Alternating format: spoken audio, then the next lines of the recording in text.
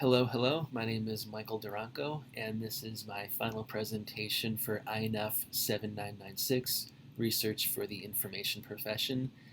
And my final presentation and final paper is on the idea of the 4-day, 40-hour work week for public librarians. So the object of this research is to examine how a 4-day, 40-hour work week will have an impact not only on the morale, job satisfaction, and service of public library employees, but to also look at how patrons would respond to these changes if they were to notice them at all in the first place. In other words, the intention of the study is to understand the benefits and drawbacks on this 4-day, 40-hour work week, which would be condensed from 5 days into 4 days, and to see not only if this would work in the first place, but to look into the idea if this should be the standard for not only public libraries, but for academic libraries, law libraries, medical libraries in general, and to go further beyond that to see if this would work for all places of employment in general.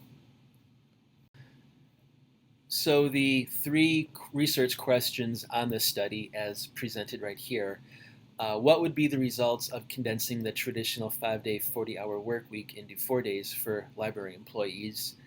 How will a 4-day, 40-hour work week affect the all-around morale and job satisfaction for librarians? And how will a 4-day, 40-hour work week affect patron services for library institutions? And just so you know, I will be saying the phrase 4-day, 40-hour work week a lot in this presentation. The biggest inspiration behind this study was the idea of trying to find ways to help alleviate workplace burnout along with the mental health issues that are associated with workplace burnout, especially coming from this post-quarantine COVID-19 world that we live in. Burnout has been a common issue in all jobs, and even though the field of library science isn't based on the motivation of profit, but rather for the purpose of information and educational roles, they're still not immune to the negative effects of exhaustion and being overworked. So by restructuring the 5-day, 40-hour work week into 4 days without, and this is very important, changing the library hours of operation could help result in an increase in quality of life for a full-time employee, library employee. An added day off or like a 3-day weekend can boost the quality of life for an employee and inspire other beneficial outcomes that will help patron services. Reducing the work week schedule can help alleviate this workplace burnout and in the long run can lead to some positive benefits toward the inner workings of the library. Giving library employees an added day off can help reduce stress and eventually result in a higher quality of service for patrons and maintain a better morale in this environment and to help make a library run much more efficiently. Now, this isn't the first time a study has been proposed and followed through on the idea of restructuring the 5-day, 40-hour work week for the benefit of a workplace and their employees. But this would be the first time this idea would be implemented in public libraries. The idea of a reduced work week has been brought up in news articles and academic journals since the 1970s, and this is where it gets interesting. It gets significantly more media attention and academic attention after a moment of significant economic upheaval. So this idea started coming up a lot more in the 1970s after the OPEC oil crisis and got a lot more attention after the 2008 housing market crash, and then after the 2020 COVID-19 pandemic and quarantine, this started coming up a lot more. And it also started spreading like wildfire through social media and other news articles around the world. Implementing these changes in the library science field is less about an increase in productivity, but more about the well-being and job satisfaction of employees and how they would be able to better service their patrons. Changing up a work week schedule to ensure that library employees will not receive a reduction in pay by keeping their 40-hour schedule with an even balance of work hours per day while maintaining a 3-day weekend for everyone involved would be a balance in maintaining consistency and great communication. And most importantly, a better work-life balance should be a standard, not a reward. The literature that was used as research for this proposal discussed how workplaces that condensed their 40-hour work weeks into 4 days showed an increase in productivity and overall job satisfaction. However, all the related articles for this research proposal was more focused on capitalistic productivity. Even the topic on the betterment of employee morale was focused on how this could benefit a company's profit margin in the long run. Not a single article mentioned library science or the nonprofits, which, if anything, showcases the importance of researching the benefits of restructuring the 40-hour work week for this field of work, specifically for the field of library science. Out of the 15 articles that were used for this research proposal, 8 were written after the start of the 2020 COVID-19 pandemic. But one thing that all these articles had in common was that there was a positive benefit on restructuring the 40-hour work week into 4 days. But what's also interesting is that although some of these companies that were used for this research were for-profit businesses, some of these were also government jobs, but none of them were in the institution of library science. And also, none of these were blue-collar jobs, so there was no focus on forklift operators, construction workers, cooks, truck driver, etc. So to further look at the articles that were used for this research, they're all listed in the reference section at the end of this presentation. So for the setup, this will be a qualitative study that will take place at the Dearborn Public Library between September 1st, 2023 to New Year's Eve 2023. So this will be a 4-month-long project. Library employees will have their 40-hour work weeks reorganized into 4 days. However, library patrons will not be aware of these changes, just so as the researcher will be able to observe if they noticed anything different going on.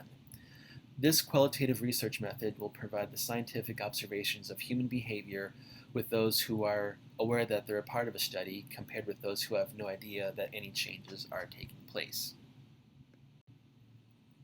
Upon completion of this 4-month trial, the researcher will then email a 10-question survey for all 29 employees of the Dearborn Public Library. This will be mandatory and must be filled out and completed by January 5th, 2024. Their answers will remain anonymous and confidential, and upon completion, they will have the chance to view the results upon request. So here are the questions, the 10 questions for library employees once the initial 4-month trial study is finished. As you can see, some of these questions are a bit more open-ended than others because I wanted more than just a yes or no or 1 out of 5 response.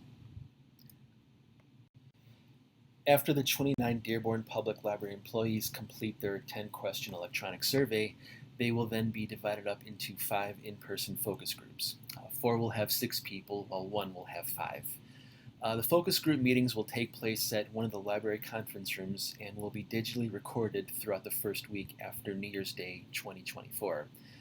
Now, these recordings will never be available to the public and will only be used for research purposes only. Here are the 5 semi-structured survey questions for the focus group, and as you can see that these are all open-ended questions and they will be followed up with more questions depending on the people's answers.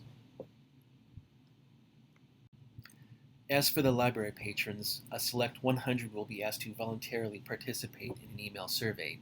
They will be asked their opinions on the services of their library during this 4-month trial period without their knowledge that any changes were made in the first place. Their answers will remain anonymous and they will only be able to see the results upon request. This is to ensure that there will be no bias or potential change of opinion on the review of library services, especially during that time. Survey patrons will be older than 16 years, as this is the age when teenagers are legal to drive and have the option to use library services by their own initiative. Otherwise, there will be no additional restrictions. If the researcher is unable to find 100 completed online surveys by the end of 2024, then they will make do with what they have. And library patrons who have completed the survey will receive a Dearborn Public Library tote bag as a thank you gift. People love their tote bags. And here are the 5 survey questions for Dearborn Public Library patrons. We wanted to keep it as simple and straightforward and convenient as possible.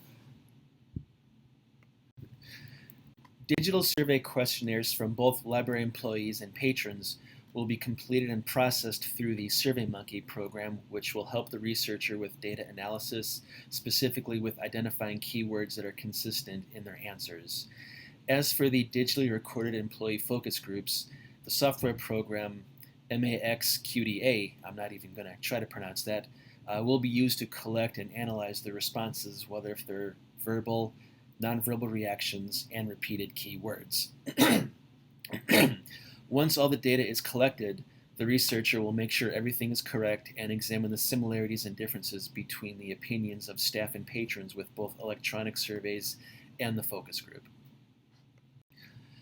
This study on the examination of a reduced 40-hour work week at a library institution is to measure the morale, job satisfaction, work-life balance of employees, along with looking at ways to improve patron services. By condensing 40 hours into a 4-day schedule without changing the hours of a library operation, the researcher will be able to examine how this will affect the staff, how they service patrons, and if patrons noticed any sort of changes. The intention of the study is to further benefit both sides of a library for patrons and staff, whether if it's to initiate a permanent change of the schedule or to keep things how they were in the first place. A better work-life balance should be treated as a standard for all employees, not just as a reward. Thank you very much. Here are all of my references. We have about 3 pages worth of references for further research and reading.